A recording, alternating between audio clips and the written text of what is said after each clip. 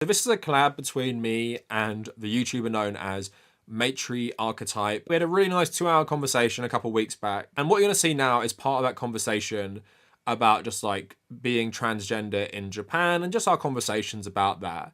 It comes from obviously like a longer video, and the links to the longer video, which is about an hour long, will be in the description and the pinned comment. And there should be a second video up now about both our experience of growing up in the UK and how we like brainwashed into neoliberalism and stuff like that. And that should be out by the time this video is live.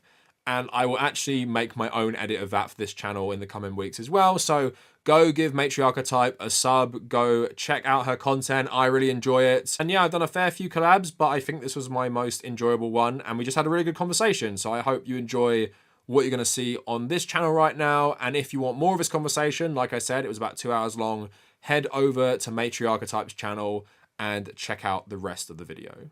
Transgender like perception in Japan. So I think we should just talk about that, because I think that's probably the most interesting. I mean, it's the most unique perspective probably you have on YouTube. Not to just like bore you down to trans women in Japan, but I mean, like, I don't think there's another YouTuber who is English, transgender, speaks Japanese, lives in Japan. So I think it's like a good place to, you know, to talk about this as well. Got my niece. So I guess, how would you contrast the experiences of people you hear in these other countries to your own in Japan? And also, I guess the main thing that people will probably be interested in, how do Japanese people actually view like gender in terms of, because we all know, like, especially the main thing to talk about when we're talking about any type of things to do with gender is masculinity, in terms of masculinity is always seen as the best thing. It doesn't matter like who you are, it's like masculinity is the best. But then every country has different masculinities. So with Western versions, it's like, you know, I look like the stereotypical masculine man because I have a beard or whatever, right? But in Asian countries, that's not what the masculine man looks like. It's all different for them. When I lived in Japan before, it was before my transition. So a huge part of actually why I transitioned is because moving to Japan initially in this kind of new entry job, I was thrust into the patriarchy in this position of almost like I was expected to be that archetypal white gaijin and male expressing at the time. And I wasn't even out as like effeminate. I had to act very masculine in my job. The really kind of the impression I get from Japan in that sense is that if you want to, you can just try and assimilate much more, and Japan will facilitate that. Yeah. And if you look the part, if you play the part, there's less of a kind of insidious transphobia that we're seeing happening in the West, that trans panic. I would never say I felt unsafe using the toilets, or I would never, it would be unfathomable for someone, even if they were a TERF and a conservative, to come up to me and say, you're a man. Just socially, no one would do that. No one would break that peace and just approach me randomly. And if they did, they'd have the, you know, the language barrier, even if they wanted to, you know, like, so yeah. I've been misgendered like twice-ish since being here. And even that was more of a kind of androgynous, like, is that a man or is that a woman? When I'm... Yeah, I watched your video on that. Oh yeah, thank you so much. Gosh, exactly. And that was more like what clothes I was wearing and how much I was just acting feminine, if that makes sense. Is there a gender binary in Japan, or is it like way more flexible? The binary genders in Japan are very present. I would say more than the West. You dress as you are a man or a woman, and even within that, like if you are a train driver, you dress like a train driver. If you work in a company, you dress like a company worker. And as a culture, I think that at the surface level, again, like the capitalism thing, it's very safe and it's very accepting.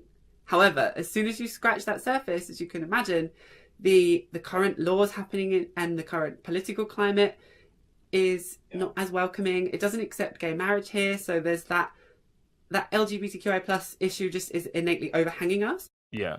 And I think that, like we've seen come out in the media recently, you know, any transgender person that would get surgery would also have to be sterilized. And that's only just kind of coming out now, is that maybe that's not okay. Laws and stuff like that are still an issue. So there's still so much work to be done.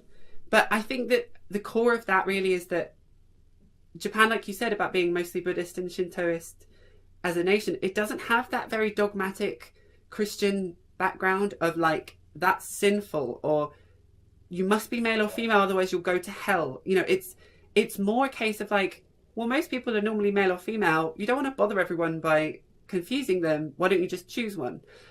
And even many Japanese trans people or LGBTQI plus people would be like, you know what, it's easier to do that than cause fuss. Like, there's been a kind of law about we should understand LGBTQI plus people more, and that's been in the news.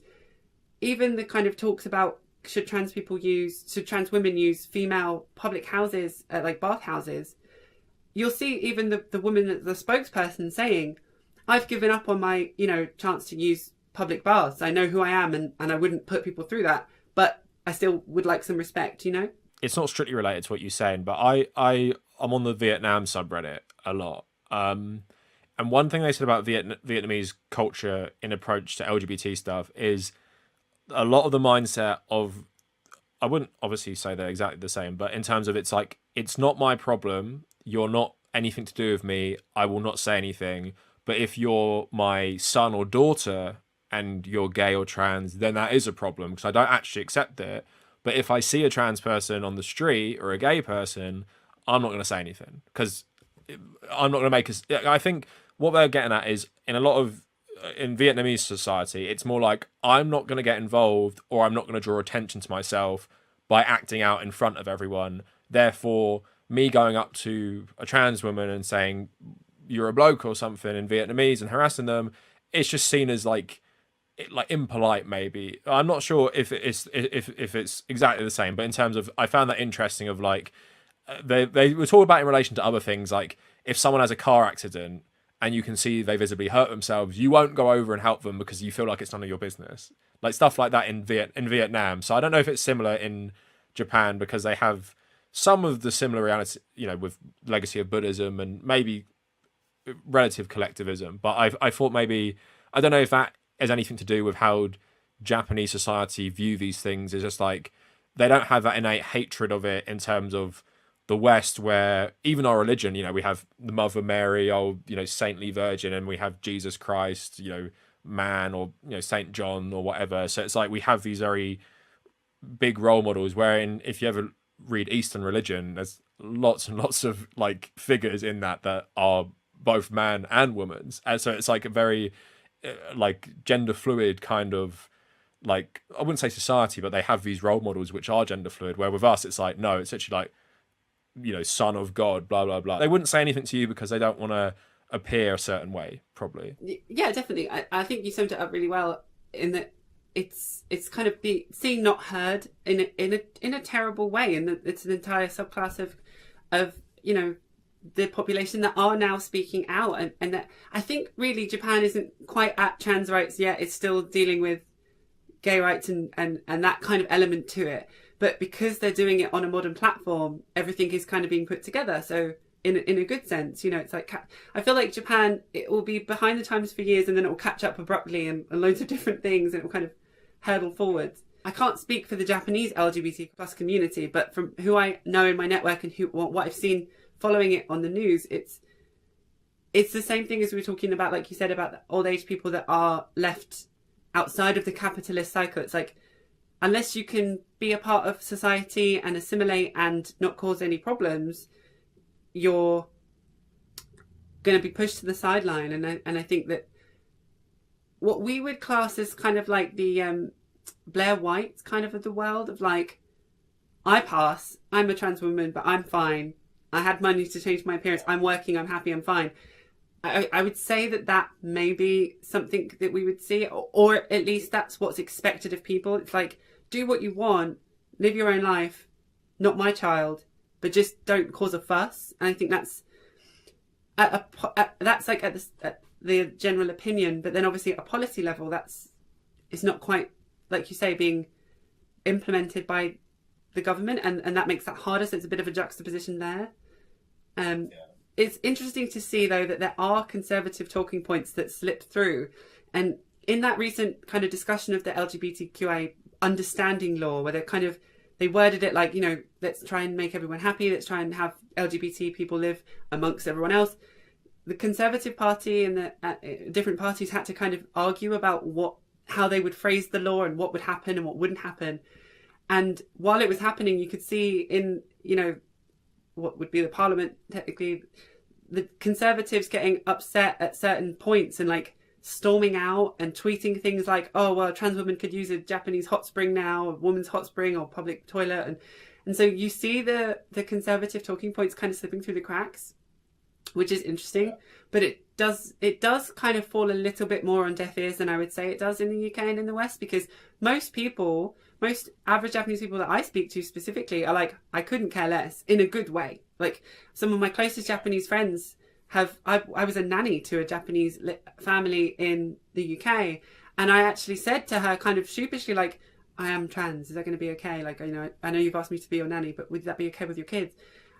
Because I'm so like used to these narratives. And she just laughed and was like, I'd love my kids to be put in front of an LGBT person. Like, I'd love for them to learn about different things and grow up well. And I was like, oh wow, that's a really healthy way of looking at it. Thank you. No, I find that all really interesting. And it's just like, not saying that trans people ever had it easy, but in the UK, I think the attitude of live and let live used to be more prevalent. And I don't know if wasn't there was a trans storyline on, it was one of the soaps.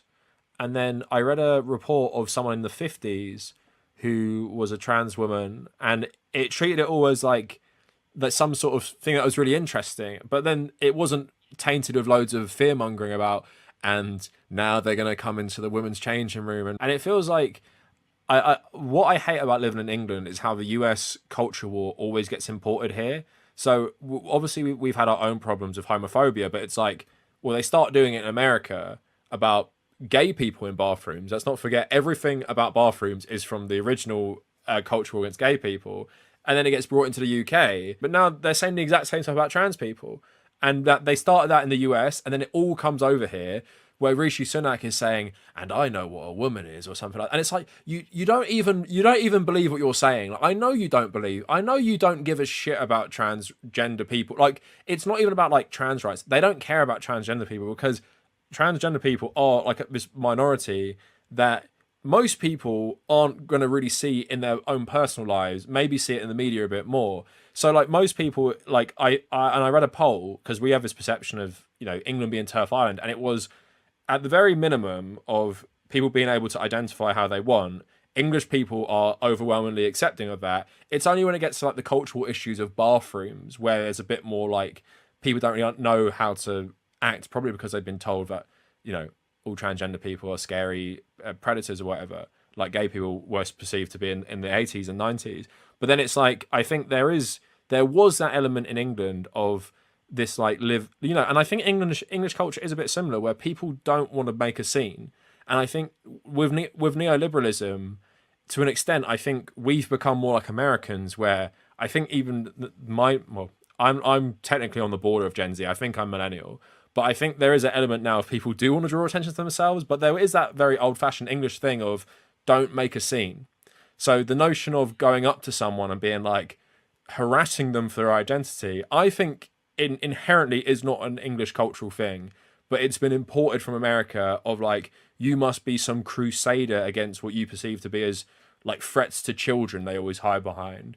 And like with Japanese, I think they still have that element of, well, I might not actually like it, but the thought of like running around and screaming it on the campaign trail for the Tory party, I don't know if I'm being too kind to English people, because I do have my issues with English people, but I do honestly think, as someone who grew up in a country where I never even thought about transgender people, like I don't even think I understood what transgender people, like what a real like transgender person even was, until I was like an older teenager, because I never heard about it.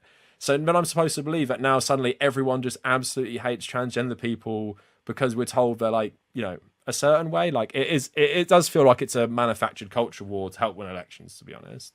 I knew I was female at like 5 years old. I didn't know what a trans person was until like Ugly Betty, when the sister came out, and I was like, wait, that's an option? Holy shit, sign me up. Like, and so I completely agree. I have seen that process change of like, what almost like where Japan is now, of like, not my child, but I don't need to know about it. Good for you. I would never say anything in the street. And then that also kind of like that rare storyline you hear that's actually not that negative. And I think you're talking about the coronation storyline, where you technically had a canon trans character for years in the story who had married a guy there, and they were just this old couple that lived, and they just lived happily ever after. But ironically now, if you had released that storyline, you would see more of, manufactured hatred for literally no reason.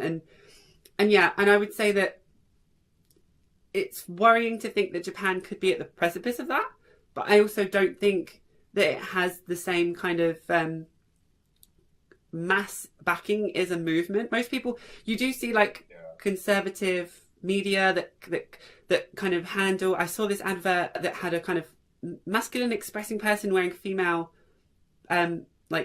sports gear, and the Japanese narrator was like, is this a woman? Is this a man?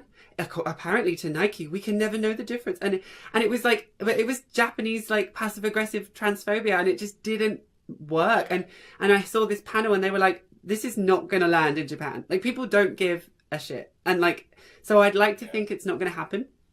But again, like you say, it's kind of imported from the US, which is sad to see. Because when you go to Asia, like I was talking about Pakistan, the whole of East Asia, South Asia, Southeast Asia, the view of, which you answered for me in Japan, the view of gender is so different from the West, just in terms of either androgynous people or trans people. I guess that is what my first exposure to trans people was, the quote lady boy in Thailand, which is just trans woman, but obviously it's seen as something like racialized, something exotic and orientalist and stuff. But I found that interesting because reading about Pakistan's view and India's view of this third gender, which usually is what we would think of as a trans woman, even though they call it something different. And I was just thinking but we also talk about how Japan is this island nation where it doesn't necessarily have this connection, where Thai, Cambodian and Indian history is very and Chinese as well, it has this exchange all the time, where I've read a lot about Japan's history in relation to these other countries. Japan literally just goes off the map for 500 years in I think it's between 100 AD and 500, just goes away, and then one day shows up in Korea with a bunch of mercenaries to fight these Chinese backed kingdoms. It's a very weird history where it keeps going away and just isolating itself from Korea and China, which I do believe the original Japanese people are actually from China and Korea, going back a very long time in history. So I was thinking it wouldn't be surprising with what you're saying, that there is this rigid gender binary in Japan of, we'll just pick one, where in somewhere other countries it's no, there is this other gender you can be, which isn't necessarily either. And I find that very interesting, just because I was telling you, trying to tell my mum about the differences in gender and how you're conditioned in the West to view gender in a very specific way, hardline way, and then it obviously primes you very well for fascism as well, because fascism is ultra patriarchy, and when you live on the patriarchy, it's gender norms, gender roles, you have to look a certain way and act a certain way. But Asia is different parts of Asia are very different. But yeah, Japan as the Asian England, I'm not surprised in what you say. That is interesting. Let's just hope it doesn't follow us. And I'm hoping, because Japan fundamentally is so different from the UK, it won't be as susceptible to parroting American news narratives as we are. Even hearing you talk about the genders in other kind of Asian and countries, it makes me realize, of course, that's not even an option. There's no non-binary gender. There's no Mao or anything like that. But what was I going to say? There is linguistically a bit of a different sense of self in the use of first person pronouns, and how we have I or me or mine. Japanese quite famously has very different spectrum of gendered pronouns. So you can have ore, which is very masculine, or all the way down to atashi, which is very feminine. So there is that element to it, and you get to kind of pick and make yourself a person. But again, they're still within the framework of very much the binary gender of male or female.